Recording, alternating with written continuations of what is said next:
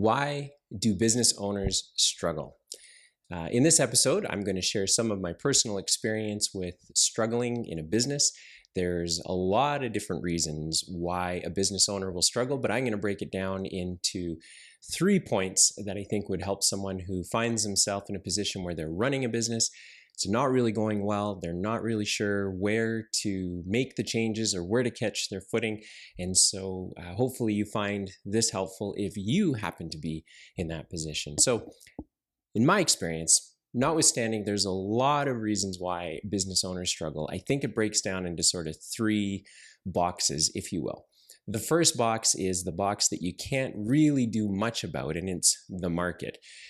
Something will happen in the marketplace, something will happen in the stock market, something will happen in the housing market, something will happen in the labor market, or as we're experiencing right now, something will happen in the supply chain that really affects your business.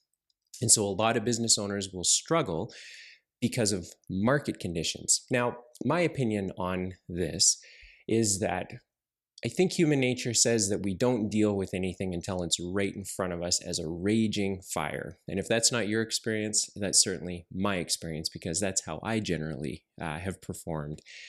Until it's right in front of me, I'll tend to procrastinate or push it away, or just to be reasonable about it.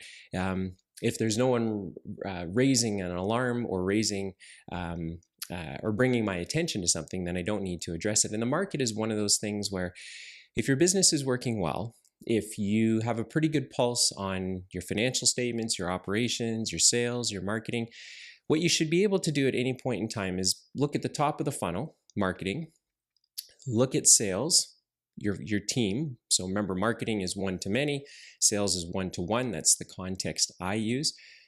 If all of a sudden you see things starting to slow down up in the marketing bucket and then to a lesser extent in the sales bucket, if you've got a good line of sight to what your business is doing, you should usually be able to pick up on those market changes right away. And I know in my experience that has always worked really well. When you're used to a certain level of volume, or maybe it's volume of prospects coming in the top of the funnel, or maybe it's volume of quote requests for the product or the service that you offer. If you start noticing that slowing down, because of course you would be tracking it, then that usually gives you an indication that something is going on in the market that you might need to pay attention to. And I know for myself, I saw that take effect during the financial crisis, because 6 months leading up to the eventual crisis, we were already starting to see that lenders were making it more difficult to get financing, that some lenders just dropped off the face of the earth. And had we not been paying attention, the disaster that I found myself in could have been much, much worse. So why do business owners struggle? They struggle because of the market, but it doesn't have to be a struggle. If you're watching the other pieces of your business properly, or you have a pretty good sense of what's going on because you are tracking some very basic statistics or some basic activity, then you should be able to catch that. So that's the first reason why business owners struggle. They struggle because of the market. But my opinion is, if you're running your business properly, the market shouldn't completely affect your business in a desperate negative way. And if it does, you should have been able to have seen it coming. And if you didn't, then that says more about what you didn't have in place to catch it than maybe your business itself. And kind of my thoughts, my last thought on this would be, most products or services that worked during a good market will work in a bad market. The difference is there might be more competition and there might be less activity, but the need for the product or service is still there. So your business just has to figure out, how do we continue to service that need in the market if the market conditions are really the only reason why we're struggling? So that's reason number 1, the markets. Reason number 2 has more to do with the entrepreneur themselves, which is they don't know what they don't know. And you've heard me say it quite a few times that few business owners start a business to become financial experts. Generally, businesses are started because an individual will have been working in a very similar business, but for somebody else. And then they say, I want to do this myself. Or they find a problem in the marketplace that they believe they can solve, and so off they go. So the challenge is, first of all, the opportunity is lots of upside, freedom. You get to run your own business, set a course for your own wealth creation and what you're going to do with your life. The downside is you don't know what you don't know. For me, I created the cash flow quadrant for business owners to help me understand what I don't know about a given business. And so if you look at the show notes, there's a link there so that you can see what I mean. But when your business is struggling, many times it'll be because you don't know what you don't know. And you will say to yourself, because I have said this, and I have heard many entrepreneurs say this, well, we hired this person and that person, and they should have just done their job and they should have known what was happening. And the truth is, you're right, partially. Every business needs to be led by somebody. Generally, that's the business owner or the entrepreneur out in front. The entrepreneur needs to know, what tool do we not have in our tool belt, or what resource do we not have within our company right now that can help us navigate through this particular problem that we have. So as a business owner, you don't need to be in the weeds, because there isn't a lot of value in being in the weeds, but you do need some high-level reference that you can use to understand where your gaps are in either your personal knowledge or the organization's knowledge.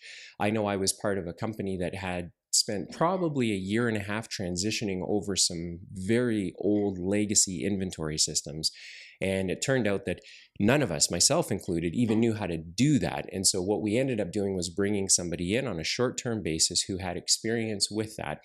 And they were able to not only help us fix up our inventory, that was like the fire that was raging because the company was losing money on their inventory, but it also then set up some opportunities for the business to be better. We learned some new opportunities within our process. We got some new opportunities within how we could price different classes of customers. And so in this particular example, what we didn't know was inventory. We brought somebody in to help us. For me, I use the cash flow quadrant for business owners as my ultimate reference, because I don't have a lot of working knowledge of the inner workings of every single business that I work with. But I do know that there's some high level things that I need to be looking for. Cash and profit are the two that I choose. And if I don't have either of those usually downstream from those two are the other things that I need to be focused on. So I either need to be working on marketing and sales, I need to be working on operations, or maybe I do need to be spending some time deep in the finances to understand, where do we make some cost adjustments? Where do we have to refine our pricing? But every entrepreneur needs some point of reference to understand what they don't know. And if they can't come up with the answer, which is unreasonable, they have to know where to go to find the answer. So why do business owners struggle? They struggle because of the market. And if you have a pulse on what your business is doing, then you should be able to walk your way through that. The second reason is because entrepreneurs just don't know what they don't know. And so you have to understand what you're looking for. You have to understand how to articulate what's making you nervous. And if you don't know how to do those things, then that's probably where you start. But that kind of leads into the third reason, or the third box, why business owners struggle. And that's themselves.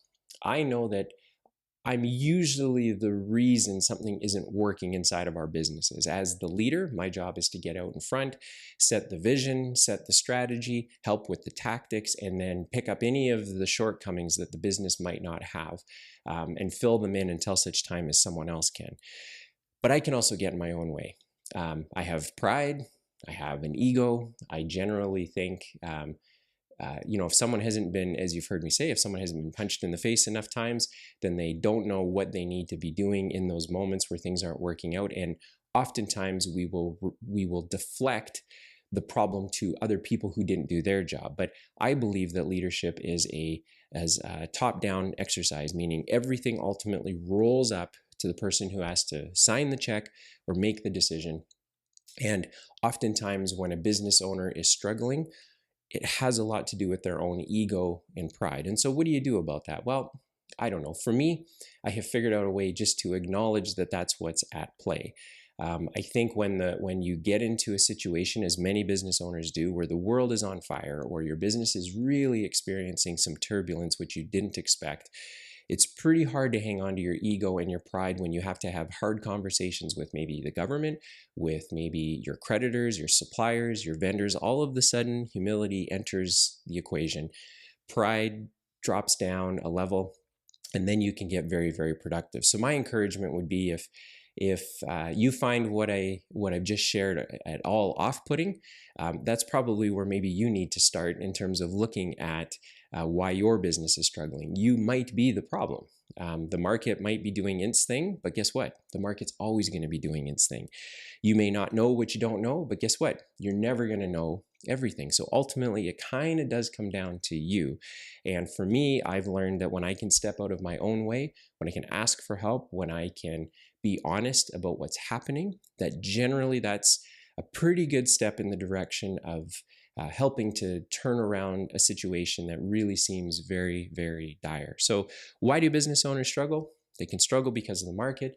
They can struggle because they don't know what they don't know, and they can also struggle because of themselves and getting in their own way. So if you want to have a successful business, I think you can get out of your own way.